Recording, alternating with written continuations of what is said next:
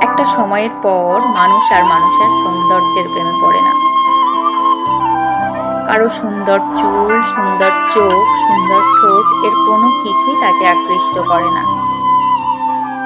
তখন মানুষটি কি ভীষণভাবে প্রেমে পড়ে একটি সুন্দর ব্যক্তিত্বের, একটি সুন্দর পার্সোনালিটির।